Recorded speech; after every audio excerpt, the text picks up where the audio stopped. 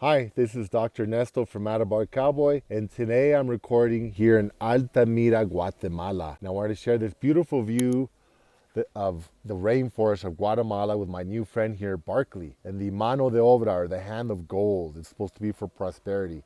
It's early in the morning, and I wanted to talk about one of the most common questions I get from patients. They say, Doc, I really like eating rice, I really like eating potatoes, but they tell me it's going to make my glucose level shoot up and it's going to make me gain weight. So what do? There's a way that you can keep eating rice and potatoes. But remember, sometimes they tell me, oh, I don't eat potatoes because I don't want to gain weight. I go, okay, so what kind of potatoes are you eating? French fries, potato chips, boxed mashed potatoes. No, you can't eat any of that stuff. Now, when we're talking about potatoes or rice, I'm talking about the real food. Get a potato and boil it in water. That's how you can eat the potato. That's the first thing. Make sure you're eating whole foods. Don't eat processed food. Don't eat potato chips or French fries. That's not going to be something that's going to be healthy. It's going to be bad for you. Same thing with rice. Don't buy like Uncle Ben's rice or something. Just buy regular rice and cook it. Now, how do you make it healthy? It's true. If you eat potatoes and rice, they have a lot of starch and it's going to make your glucose levels shoot up. It is going to make you gain weight for a lot of people, not everybody, but depending on what you eat,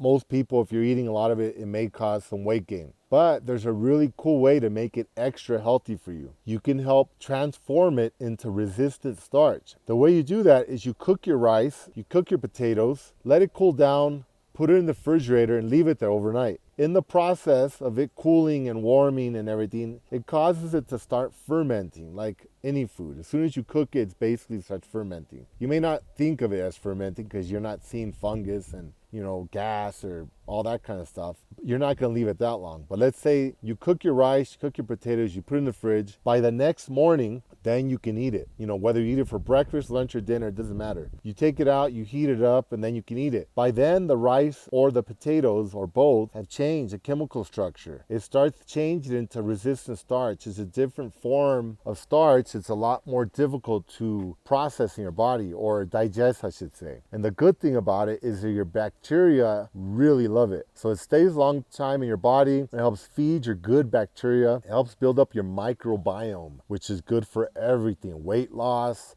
making you healthier, preventing diseases, making you smarter. Pretty much everything you think of. Healing, anti-aging, etc. So I am starting to eat more rice because I used to eat almost none. But I ferment it overnight. I leave it in the fridge. And the same thing for my potatoes. I boil them, let them cool in the fridge. The next day I add some butter or seasoning salt or whatever I want to eat, and I eat it. So that's the way you can make potatoes and rice healthy if that's something you enjoy and you want to eat it as part of a healthy diet to help you lose weight. So thank you for listening. I'm from Altamira, Guatemala. Barkley and I say goodbye, and if you haven't, please subscribe to our channel. Thank you. Goodbye.